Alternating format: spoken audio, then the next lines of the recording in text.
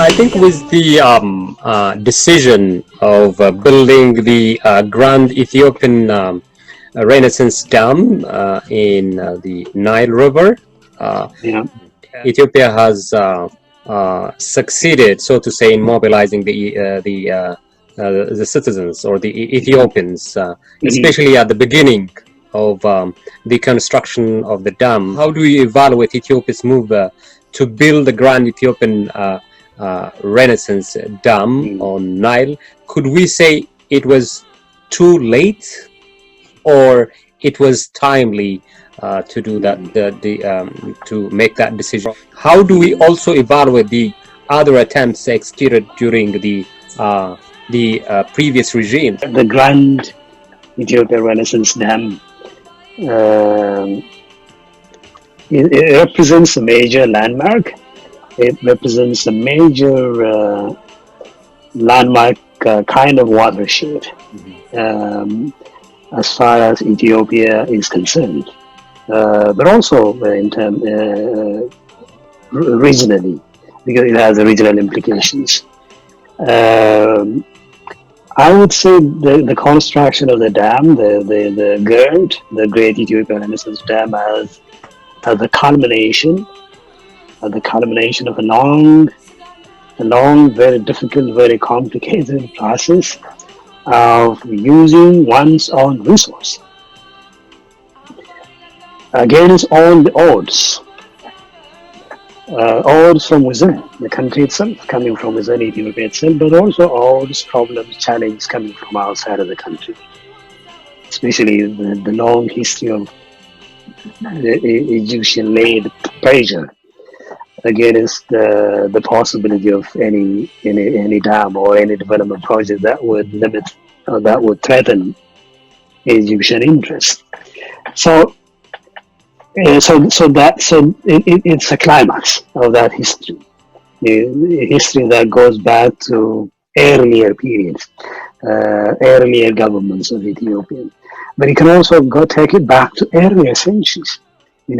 Although they did not have the resources, they did not have the capacity, but Ethiopian kings have shown interest, even in the past, have shown interest in the river, have shown interest in defending the river as Ethiopia's resource, as Ethiopia's gift from God. So there is an understanding among the leaders, although the capacity to do something about it did not exist in those days. The ability to do something about the river came only in the 20th century, especially beginning with the period of Emperor Haile Selassie. And Emperor Haile Selassie used foreign government support, like American government, for instance. Interestingly, it is American government, American group that came and did survey of the Blue Nile River between 1955 to 1964, that eventually identified the current place, the current site of the Grand Ethiopia Renaissance Dam. That was done sometime between 1955 and 1964. So there is a long history of trying to use a dam, trying to do something about this river, about the Abay River, or build a dam on the Abay River. And this continued during the leadership of the military government, the Derg government. But again, in all these periods, the Egyptian pressure was there. The Egyptians made it a priority to disrupt any of these activities on the part of the Ethiopian government, especially the building of a dam on the river that they see as a threat to the Egyptians' interest. So the GERD should be seen. The GERD, or the Great Ethiopia Renaissance Dam, should be seen as the consummation, the completion of a long-held objective, the realization of a dream, a dream of long attempts, efforts by the Ethiopian leaders to build, to use these Ethiopia resource, the dam, the Abay River.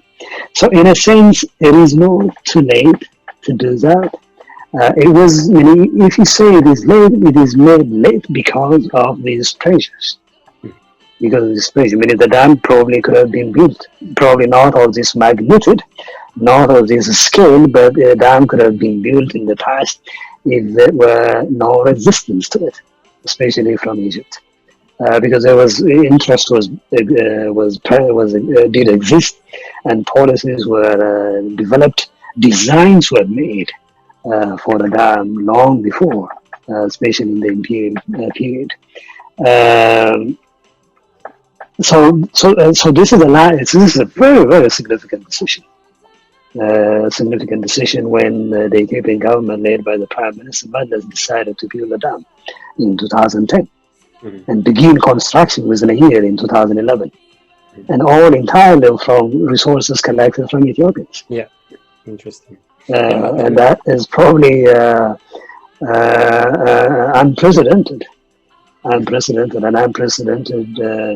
development in the modern history of the country. Interesting. In your response, thank that you mentioned the United States in the whole process of mediation and the whole process of the utilization or the issue of the Nile. So, as we have seen or as we have read, there have been reports and comments released or we read and we have viewed that the United States is picking up sides with Egypt, like very visible in the Nile River conflicts, and there was in the Nile River conflicts on or disagreement. How did you view and interpret the fact that some of the engagements and deliberations you have observed so far, including the mediation, do you think that the Ethiopian government has fully grasped this fact and act accordingly with their full understanding of the situation, especially using the international diplomacy? If the government is not successful enough, what should all Ethiopians at home and abroad, including yourself, historian and other experts in different fields of studies, what should they do in response to this unfair move by big countries like the United States? Could we say citizens diplomacy, for example, expertise or think tank is an essential move at this moment in time? Yeah, this is a very important question.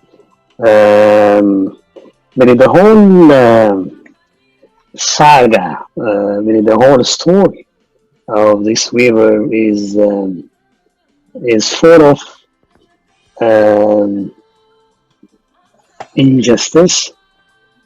You can see this injustice in the treaties, in the agreements signed in the early 20th century. 1929, 1959, or even before 1902. 1959 is very interesting because this was a treaty. It did not include Ethiopia. It was a treaty signed without and at the expense of Ethiopia. Also, Ethiopia is a country that produces 86% of the waters of the Nile, entire Nile, that flows to Egypt and the Sudan. It's fascinating, Sudan.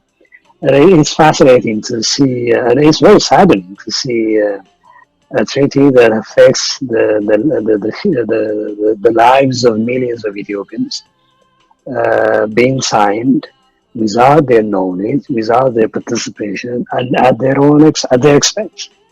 So that was 1959, and the argument that was being deliberated recently and ended without success is a kind of a replay what had happened in the past. Is a kind of a repetition of the kind of the 1959 argument. which is fundamentally unjust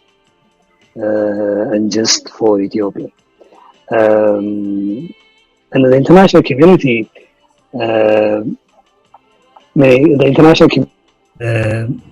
you can see in different ways in which the international community sided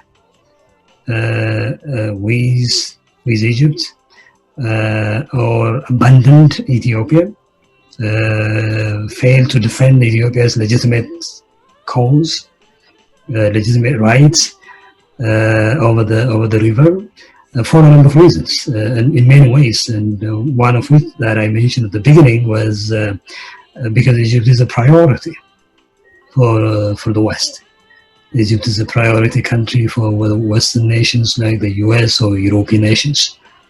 So there is a history of meaning favoritism, preferential treatment of Egyptian interests in the globally on a global platform, and this is only one demonstration.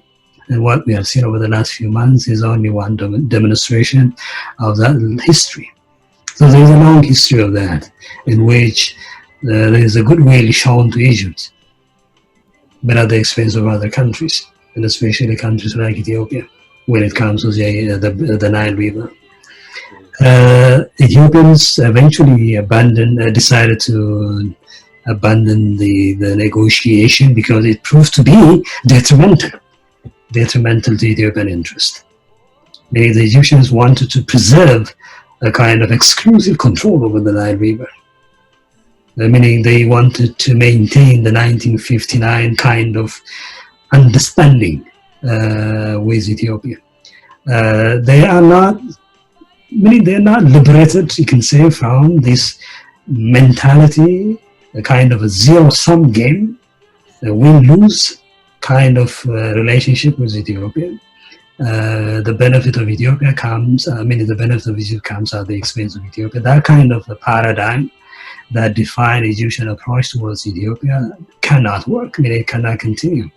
But there were attempts to maintain that, preserve it as much as possible in these most recent negotiations here in the US.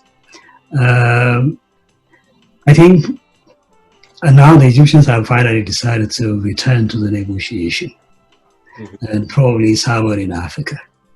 Probably may not be here in the US. But a negotiation on the Abay River needs to recognize that the win-lose zero-sum game is not tenable, it's not sustainable. What is needed for the greater good of Egypt itself, Ethiopia, the entire region, is a new kind of relationship, which is based on win-win, mutually beneficial partnership, cooperation. This is the precondition for peace, prosperity, and stability in the region, but also in these countries, Ethiopia or Egypt or the Sudan. So there is a need for rethinking, a fundamental rethinking of Egyptian policy as far as Ethiopia is concerned, as far as their idea of the Nile is concerned, their policy towards the dam, the Great Ethiopia Renaissance Dam is concerned. And there is a lot to be done by non-state actors, meaning the civil society, the Ethiopian civil society in the country itself, but also in the diaspora, including intellectuals, political leaders. Every Ethiopian from every sector of society, from all walks of life, can be a part of these significant project. This is a millennium project. And I cannot imagine an Ethiopian being silent when a matter of such magnitude, generational significance is being decided.